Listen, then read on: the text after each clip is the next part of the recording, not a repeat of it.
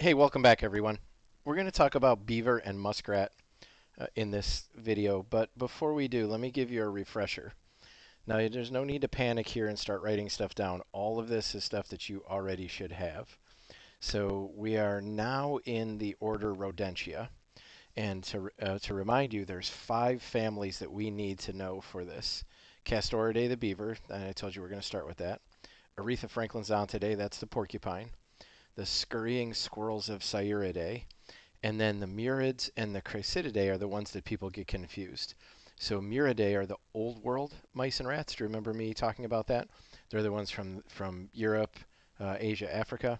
The new world mice and rats, that's from here in the Western Hemisphere, North America, Central America, and South America. So why I bring this up in the beginning is because we're going to do beaver and muskrat together, not because they're super closely related, but because people do tend to confuse them. They have similar lifestyles, they live in similar habitats. They're both rodents, so let's give you that, but they're in completely different families and really not very closely related at all. Okay? Great.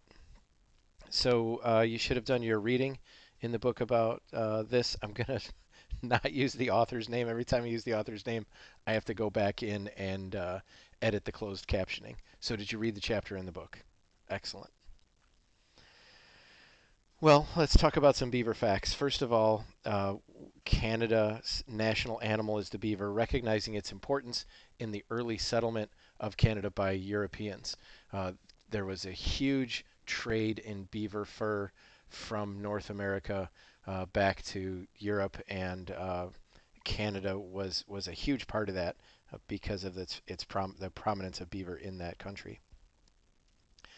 I also want to remind you to use the term semi-aquatic when we're dealing with beaver, and we're going to talk about how to tell a beaver from the other semi-aquatic mammals. So one thing that I'm going to mention to you, and I'm going to do it a couple times here, is look at how big and broad the face is of the beaver. The way I like to think of it is beavers do a big job, right? They cut down trees. So you need heavy equipment to do heavy work. So beaver have these big, broad heads that are very thick with bone and heavy muscles all over them. The muskrat's going to have a dainty face, and we'll talk about otters and mink later. But look at how flat that head is. My wife and I were canoeing a couple years ago when I took this picture, and this beaver was extremely curious. And when he was coming towards us, he had his face lowered into the water, so just his ear, his eye, and his nose were above the water. And then as he got closer, he kind of was craning his neck here to see us. So normally they don't swim with their head this far up out of the water. But look at how a flat head can be a great adaptation for semi-aquatic mammals.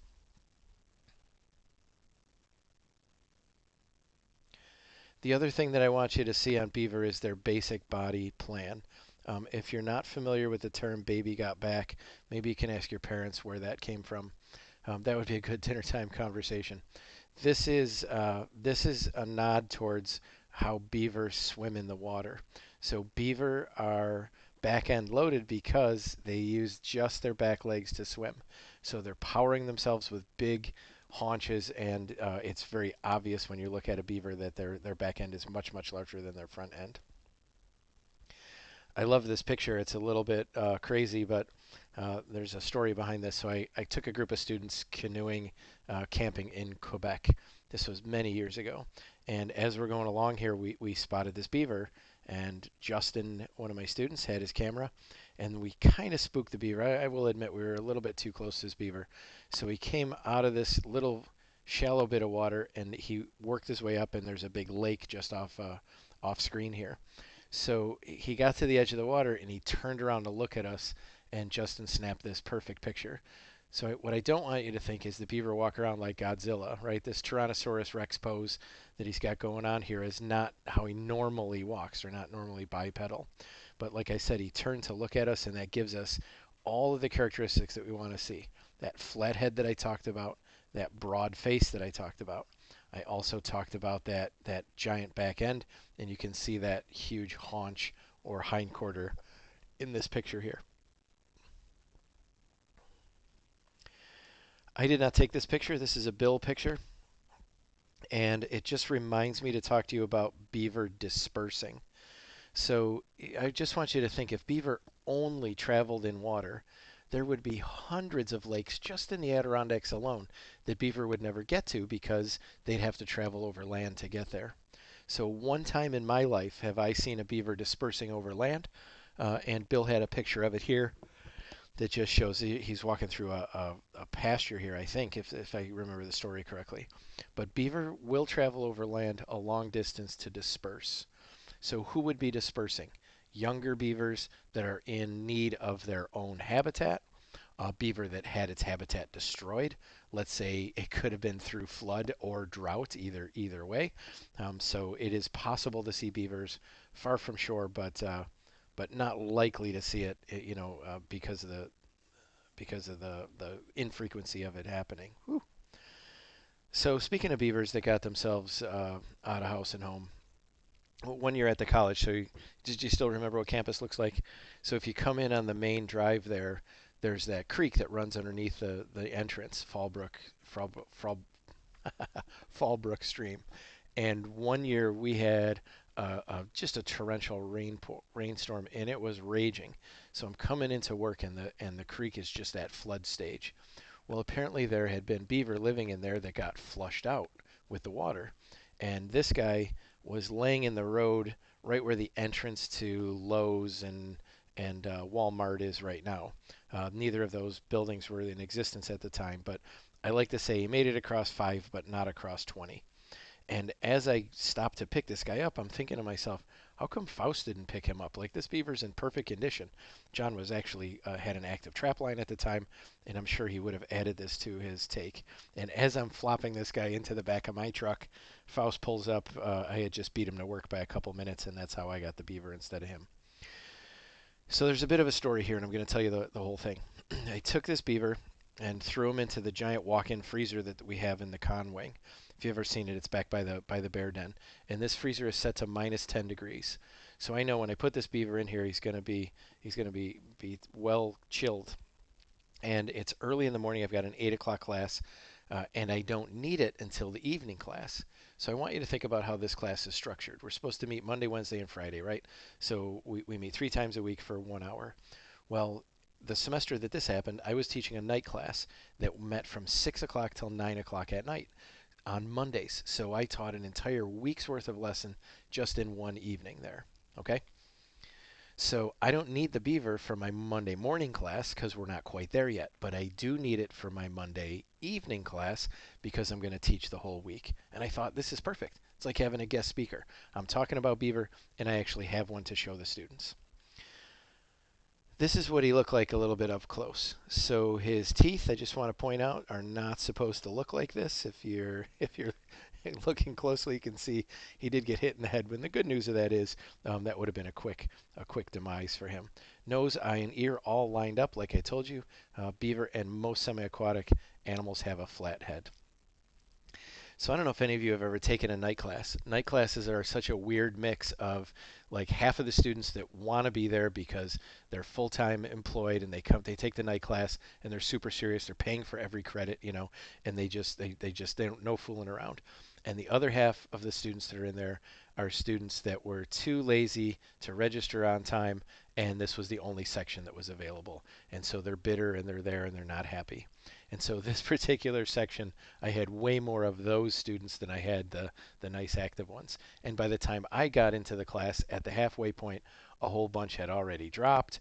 And it seemed like the back rows were all full and the front rows were all empty, sort of like church on a normal Sunday. So I thought, oh, this will be a good way to connect with the students. So I bring this beaver, sorry, I give them a break, and while they're all on their break, they're out, they're getting their snacks. I go to the freezer and I grab a cart and I open up the freezer and I grab this beaver. Now he's been in this freezer for 12 hours, and I reach down and grab him by a leg, and it just is loose. I don't want to say it moved. I don't want to give you the idea that it moved under its own power, but it wasn't frozen solid.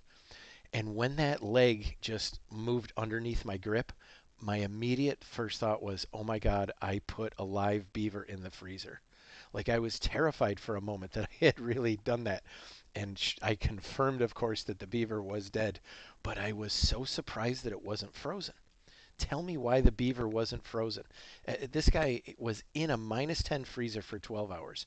I don't know how much time he spent laying on the road dead. Like his furnace had been turned off for hours, and yet he still wasn't frozen. How come? Well, I'd like you to think about a beaver as a thermos. And they've got two things going on. First, they've got that soft coat. So they've got this warm layer of fur that's on their body, and then an external layer on top of that. Beaver literally wear two coats. This would be the equivalent of you having a hoodie and then another jacket on top of it. So all the heat that it had, even though it wasn't making new heat, is going to be retained by that fur. The other thing that helps them keep warm is a layer of fat. So those are basically the two ways that a mammal can stay warm. A comforting layer of fat or a thick layer of fur. I'm trying to work on both of those. I'd like to double my chances of staying warm in the winter.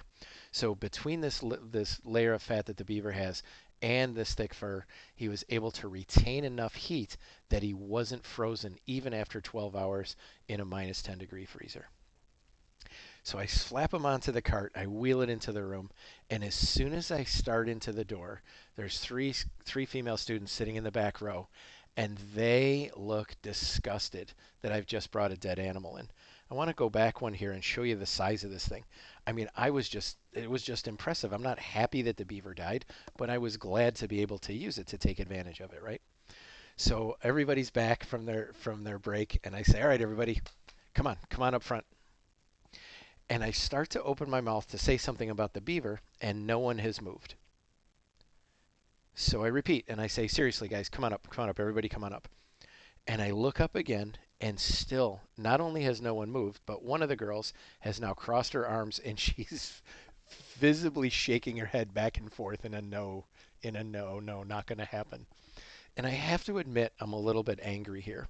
Part of it is teaching a night class, right? I didn't necessarily want to be there either. It had been a long day. And now I've got a room full of students that are basically just defying me, right? I know it's a simple request to come on up, but that's partly what made it so annoying as well. Just come on up. And so I encourage them, guys, come on up. Really, you're not going to be able to see anything if you're sitting back there. And they're just grossed out that I brought this dead animal in. And so to make it more inviting to them, I start massaging my fingers through the fur of the beaver. And I'm going back and forth and I'm going, "Guys, you got to feel this. You got to feel how thick this fur is. It's just absolutely amazing." And still no one moves. Now I'm physically angry. And you get biological changes that happen, right? Physiological changes when you get angry. You can feel hotter, you get emotional, your blood pressure can go up, and my arms are just itching like crazy. Like I feel like I'm developing a rash as I'm talking. And I look down because I can't believe I'm having this physical reaction. Why am I so upset about this? And it's not that I'm upset. I'm covered in lice. There's one. There's another one. There's a couple more here if we keep looking. This beaver not only stayed unfrozen in my freezer, but all of his external parasites still had enough heat to stay alive. I know you can't see me, but I'm literally scratching my arm right now as I'm telling the story. So now I've got a room full of stubborn students that I'm angry with, and I'm covered in these parasites that are biting into my flesh. So I start wiping down my arms as I'm yelling back to them, "You know what? Fine. Just stay right where you are. Stay there. That's fine. I'll go put them away. That's fine." And I race them back into the freezer. I go in the back room, wash both my arms off, and never admit to them that they were the smart ones for staying in the back of the room. Let's have a look at some of the other external anatomy, shall we? This is the beaver's tail right here. And I could forgive someone if they could look at this tail and think, "Wow, those look like scales. Like, is this a reptile or something?" It's just furless, excuse me, skin here. They're not really scales. It's not related to a fish. You can see there's a little bit of hairs on here, but we would call this a big naked tail. They use their tail a little bit for swimming, but most of it is for propping themselves up when they're working. So imagine that you're on your back feet and propping up on this tail when you're biting down a tree. And it's also used for fat storage. So as much as you would like to pretend that you don't like to eat fat, Humans think fat is delicious. So you can actually find recipes on the internet for beaver tail soup because of the fat that's in it there. And now let's look at the feet. So I wish I had taken this picture a little bit better. There's actually 5 toes here. 1, 2, 3, 4 that are easily visible. And then maybe, can you see that fifth one there? I didn't mean it to be hidden. I apologize. Just the angle that I'm holding it in. Hey, always make sure you're wearing gloves when handling a dead animal. What's most important about this is 2 things. First, 5 toes for the beaver, and then second, notice that they're not webbed. So the front foot of the beaver is not really used for swimming. In fact, they tuck it up into their chest so they're a little more aerodynamic, or should I say hydrodynamic, when they're swimming. It's those back feet that are gigantic, and those are the ones that are webbed. Again, 5 toes. You should be able to see all of those there connected with webbing. And then if I can just show you this, and we can use one of our terms from a previous PowerPoint. If I look, I can see the whole heel of the foot of the beaver is furless. So that means he puts his whole foot down from the heel to the arch to the toes in the front. And we call animals that do that, what? What do we call that? Something a grade. Plantigrade. These are plantigrade animals. That huge back foot is what powers it. They don't really waggle their tail up and down. They really use their 2 back feet for that. Now, beavers are kind of weird because they have 5 toes but 6 nails. And one of the nails here actually splits. I was going to say at birth, but that'll do. Splits at the root down here, so you really do have 2 distinctive nails. You have this one that sort of looks normal, and then you have this very sharp spike above it. This nail right here is, in some books, it's called a pick, and in some books, it's called a comb. And I do realize a pick is a type of a comb, but the people that call it a pick call it that because they mean it like a toothpick. And some authors will claim that this is for removing splinters from between their teeth. And some authors will say, no, no, no, it's used for grooming their fur. Why don't I just meme this one and ask, why not both? Like why wouldn't a beaver use it for more than one thing, right? So I don't know originally what it evolved for, but I wouldn't be one bit surprised if they use it for both of those. If we pan out here and take a look at the whole foot, so this creepy looking nail right here with this goth nail polish on it, that's what a normal nail looks like for a beaver. And then here's the split one. So you've got a nail on the bottom, and then you've got that pick or that comb on top of it. And then if you come down here and look at this last toe, this one also is odd, but it's not 2 nails, right? Can you see that this nub right here, the tip of its toe, is bare? There's no nail on it. The nail that is here grows straight out. So he's got one nail that he can use as a comb or a pick, another nail that's split so that he can use it as a nail or a pick. Okay, let's talk about what beaver eat. So there's 2 words that people often use to answer that question, and both of them are wrong. Let's start with the worst one first. I cannot believe the number of people that think that beaver eat fish. And I guess I should be a little more generous to folks because at least they know beaver and fish both live in the water. But goodness gracious. The other answer is at least closer. I'll bet you if you ask the other people that are living in your house right now what beaver eat, the answer you'll most commonly get is wood. And that makes sense. It's still wrong, right? They're still incorrect, but they're a heck of a lot closer than the fish folks were. This is an alder tree that I took a picture of this when I was in Alaska with my wife. And this is not a beaver that started a meal and then got chased away before he could get to it. This is a beaver that had a meal on this tree. They're not interested in the wood. Beaver cannot digest the cellulose. There's no chocolate-filled center of a tree. What they're interested in is the growing tissue that's underneath the bark. So if you've ever taken your fingernail and rubbed it against a branch, you'll see that nice green cambium layer. Did somebody out there know that? When you plant nerds already know that word. The cambium layer is the growing tissue. That's where all the nutrients are. That's what a beaver is interested in eating. So scraping the outer bark to get out the inner bark is a complete meal. So how come I see trees like this? That tree on the left there is obviously been interrupted. So that you can see how dark stained The wood is underneath here because it's old, but then a beaver has started afresh on that. If a beaver is not interested in eating this wood or any of the other wood for that matter, why would it cut down a tree? Good, good. I'm glad you know the answer to that. Maybe you got it from the note template. Maybe you got it from the reading. Maybe you already knew it. But before I go on and discuss it, can I just show you this tree here? So this is a tree where they're trying to prevent a beaver from cutting it down. And really the only way to do that is to cover the tree in something the beaver can't get through. So this chicken wire on this tree is preventing the beaver from cutting it down. You can try to kill the beaver to prevent him from cutting down the tree, but what you've just done is prevented that beaver from cutting down the tree. The next beaver that shows up, you may not see in time. So this ugly chicken wire is really the way to prevent this from happening. Before I tell you why beaver are cutting down the tree, I just did want to point out that they also cut down other things. I just found this corn stalk recently. Sometime over the winter, beaver had been crawling from the canal into a cornfield and harvesting stalks. And he probably was harvesting the stalks for food. They do eat the corn that's on the stalks, but it's also possible that it was using the stalks itself for another purpose. So beaver will chew down trees. And I'm sorry that this picture, I'm trying these more landscapey shots. Uh, Beaver will chew down an entire tree, and then the tree's gone. And the reason for that is, even though they're not eating the wood that's in the tree, there's bark all over the tree.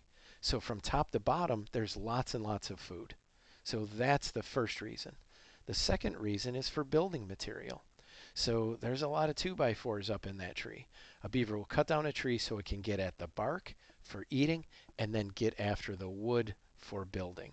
And we'll talk about what they build in just a minute. Speaking of building, here's the one thing that beavers build that's not made out of wood, and that's a scent mound. So what I'm talking about here is this pile of mud in the foreground. This is, I wish I could show you how big this was. I'm gonna say that this would have covered a good desk at school, would be about what it would be like. And that scent mound is just mud and bottom material that they take off of off from the bottom of the marsh here and just flop it onto land. And when they do, they cover it in a scent. So I want to show you what's going on here. This is a camera trap picture. Here's the scent mound. And then now can you see the beaver here in the foreground? There's his front leg. Here's his body. And then that bright light right there is the eye shine from the flash on the camera. And once this beaver is done building his scent mound, he's going to deposit scent on top of it. The scent that beaver deposit is called castoreum, or simply castor. Now, I have a little bit of a pet peeve for those of you that want to be advanced mammal nerds. I just want you to remember this. There's such a thing as castor oil. You can buy castor oil in the pharmacy. Castor oil is made from a bean called the castor bean. Castor glands in a beaver also produce something that can be ingested. It's sometimes used as an artificial flavoring, but it is not the same as castor oil. Castor oil comes from a plant, so if you're a vegetarian, castor oil works. It's not a beaver part. I do want to point out why they make this mound. They make the mound because they're going to put their scent on top of it. And where I live, the water fluctuates in height. So if I put it up on top of the mound, it's less likely to get flooded out. Here's a beaver. This one was in Grand Teton National Park in Wyoming a few years ago. And he has cut down a tree and then harvested a branch from that tree and is bringing it to another location for storage. Beaver are able to do this to carry food like this branch in this case, in their mouth without swallowing water because of how their lips are shaped. Beaver have lips that close behind their incisors. So I want you to think of a beaver's lip when it's closed as shaped like a figure 8. Does that make sense? Is that working for you? So their front teeth on the top and the bottom kind of stick out, and their lips close behind that. That's how they can carry something. They can even chew underwater and not get any water in their mouth. So one year I was given this lecture at our Mueller Field Station, and I had a student say, "You mean like this?" And I said, "Stay just like that. I got to get a picture." So this poor girl, I can't remember what her name is anymore, but that is exactly what a beaver's lips look like, except she's got a lip piercing there. That definitely comes in handy because all the construction that a beaver does is going to be done around water. So here's the two things that beaver make out of those sticks, those 2x4s that they harvest from the forest. In the foreground here, I have a dam. Dam, when you're referring to a structure, is spelled D-A-M. There's no N on the end of it. And here in the distance is a beaver lodge. Please do me the favor of always calling it a lodge. Excuse me. Please never call it a hut or a den. It's just always a lodge. That's the professional terminology for it. Now I have another pet peeve. Apparently I got a lot of pet peeves, don't I? This one is the number of people that think beaver live inside their dams. I mean, what a silly concept.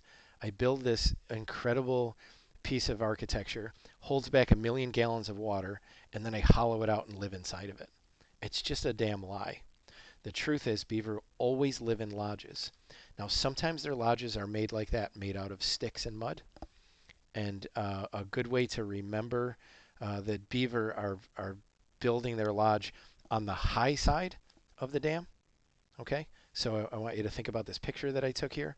I am standing up, and this beaver lodge is maybe, I don't know, waist high for me. So the water in front of me is way higher than the water behind me.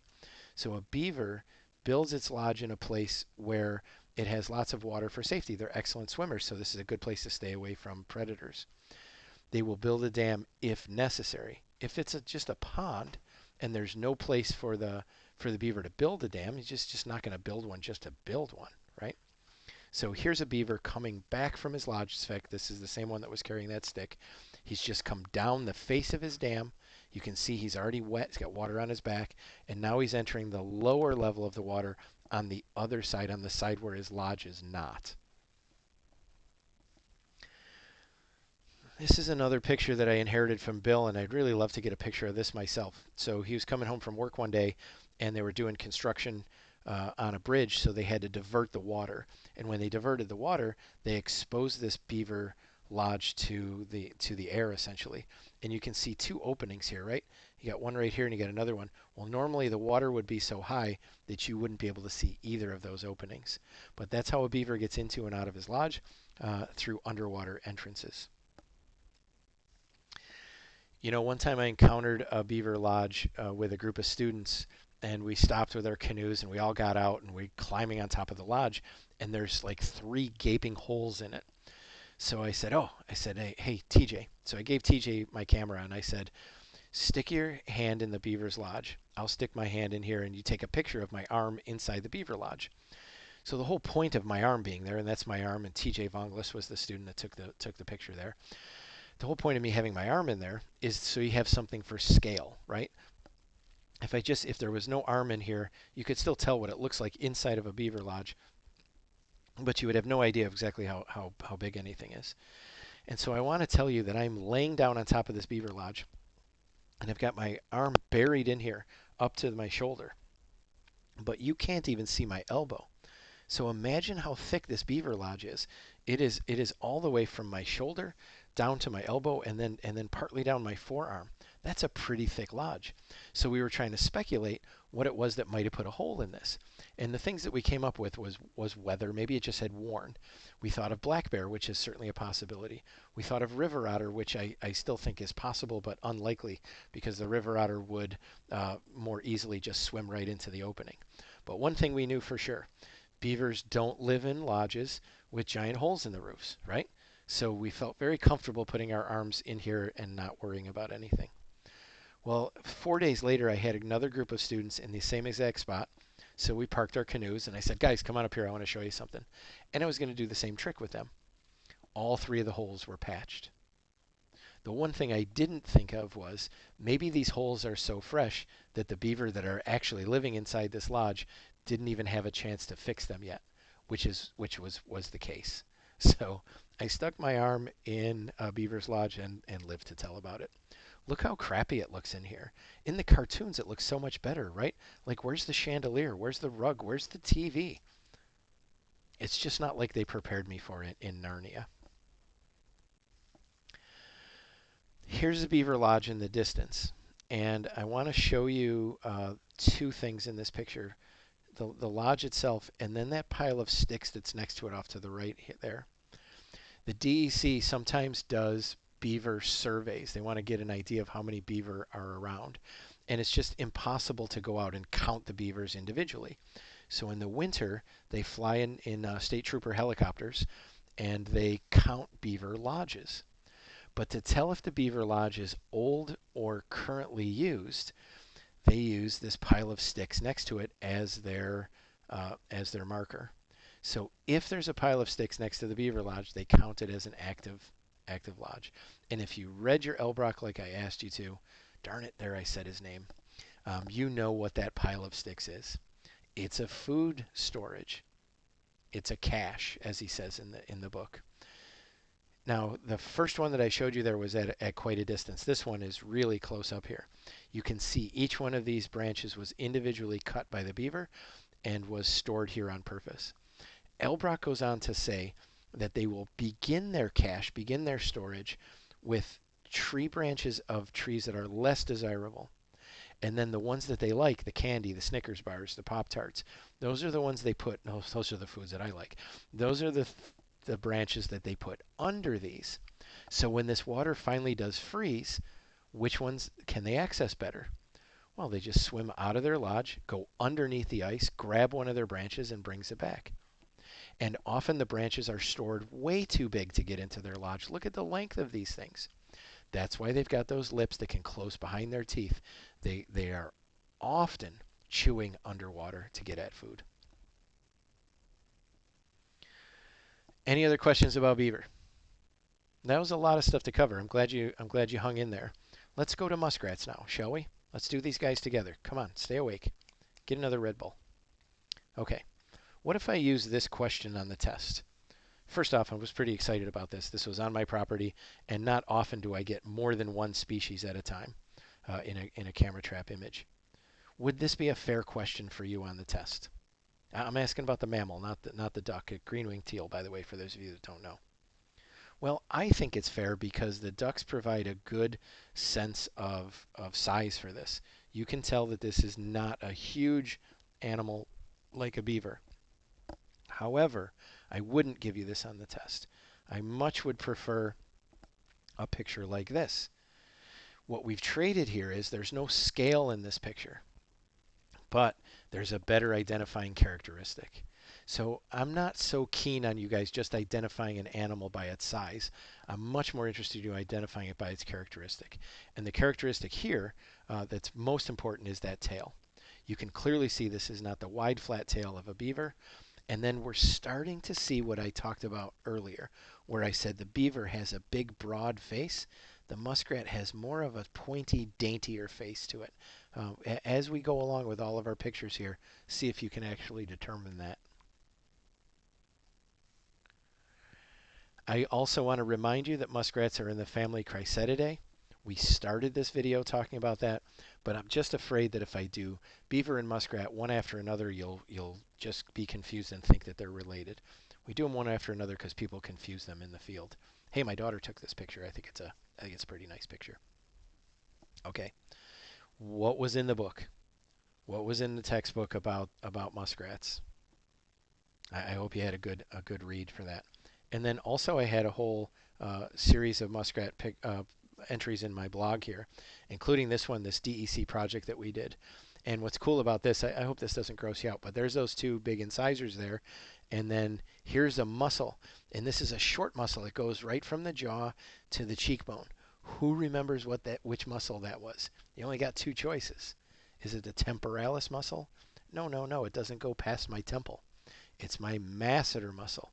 The masseter muscle is the one that mashes. So this muskrat right here is showing you he's really good at grinding up his food. Hey, and by the way, look, I'm actually wearing gloves this time. This is a project we did with the DEC. You read all about it if you actually read the blog.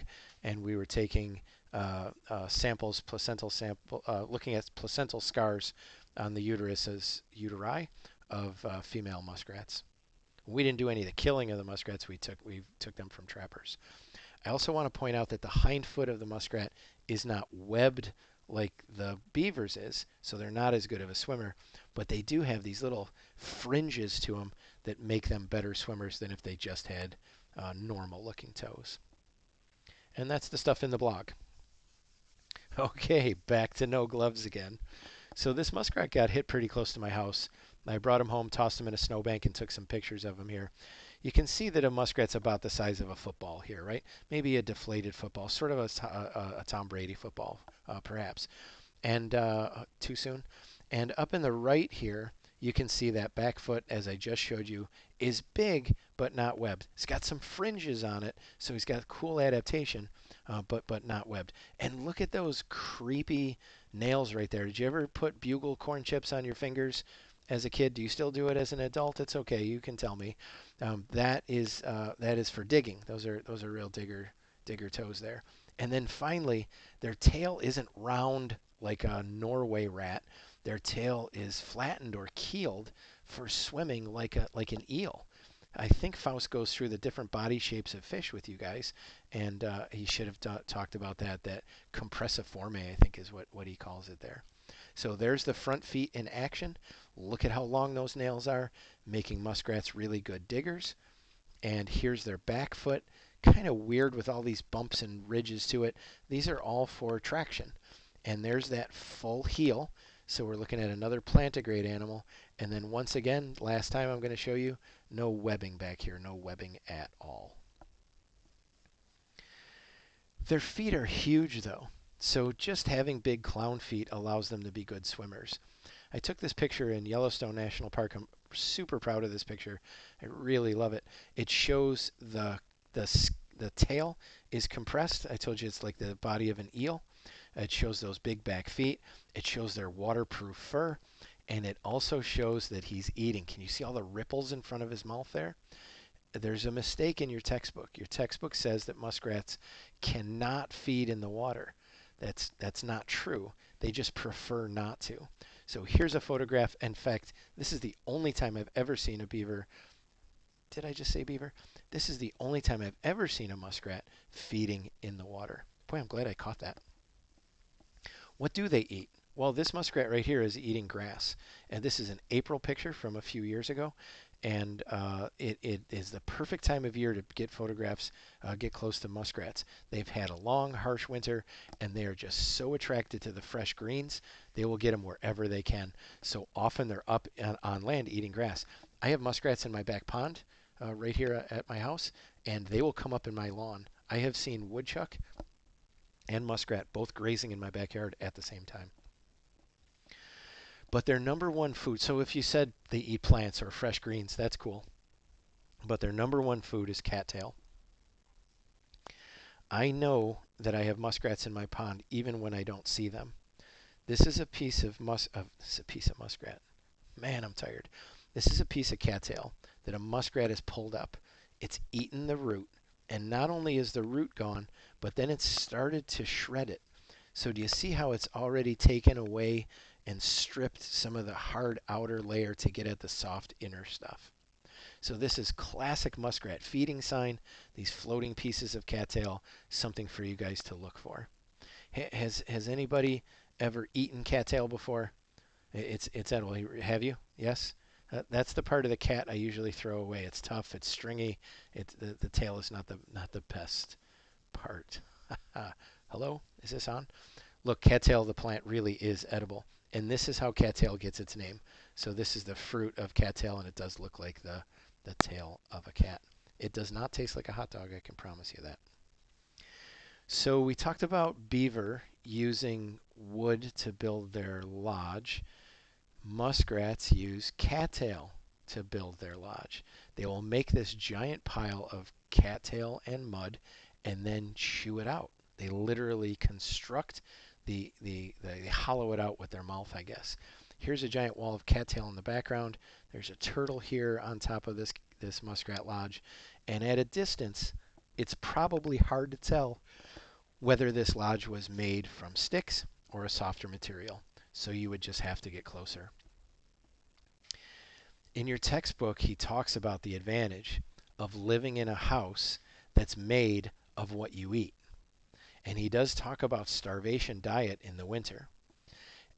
It's not the most nutritious part of the cattail, but the stalks themselves are edible. And I believe my wife and I found a muskrat lodge that had been eaten out during the winter because the muskrats that were inside of it had a need of food. So muskrats don't store food like beaver do. They have to rely on being able to get at food. And you notice here that there's a long distance between this lodge and the first standing cattails, no matter which direction you go in. So they eat almost everything around their lodge, and maybe they were just out of food and had to eat at the lodge there. This is the edge of a canoe on the side here. My wife and I are canoeing when we stumbled on this. I can't prove that's what happened, but that's my theory here. Speaking of theories, yep, your author doesn't talk about muskrats doing this, but he does talk about possums doing this. A lot of animals will cannibalize. There's just so many cases of it. This isn't their first choice. So let me back up. I didn't see this happen, so I don't know that this muskrat was cannibalized by another muskrat. But they group up together. You found this in your reading, right? They'll huddle together in the winter to stay warm. They're largely inactive. The carbon monoxide level goes up in there. They're tired. They're sluggish. And can you just imagine being piled in on top of each other, and you got the top of this guy's head's in your face, and you're hungry, and you just start eating. And why doesn't he protest back? Well, maybe he did, but eventually you're too exhausted to fight back either. The story Elbrock tells in the textbook is about possums feeding underneath a bird feeder. While one possum is eating birdseed, the other possum is eating his tail. And it's not because he's stupid. It's not because he's so tough he can take it. It's because winter is just so brutal. I just don't have energy. And I really wouldn't be surprised if this was cannibalism. I can't prove it. This one I can prove. So I'm at Montezuma National Wildlife Refuge, and what looks to me like two muskrats mating turns out to be a muskrat eating a dead muskrat. I'm not saying he killed him. I'm saying he took advantage of him dead there. And if we can zoom in a little bit more, that's not the muskrat's tongue right there. That is muskrat flesh. So you've heard the expression, it's a dog eat dog world. Apparently it's a muskrat eat muskrat world as well. Are you surprised at seeing a, quote, plant eater eating meat? You shouldn't. Most animals will eat whatever they need to in order to survive. Now, muskrat lodges can vary in size, but I need you to know that they're going to be at least big enough to fit a family of muskrats in them. You got to use your best judgment here, right? These ones are particularly large. At Montezuma, they just have huge ones. And I also want to point out that just like beaver, they have to have a lodge. But the lodge doesn't always have to be this mounded structure that they make. Sometimes they'll just dig right into the bank. So this is the pond in my backyard.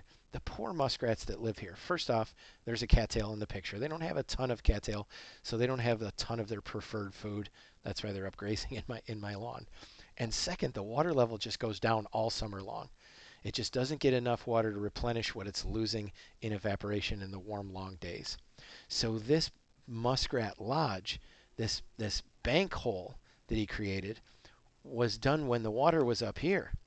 He didn't want a high-rise apartment. He thought he was entering through the basement.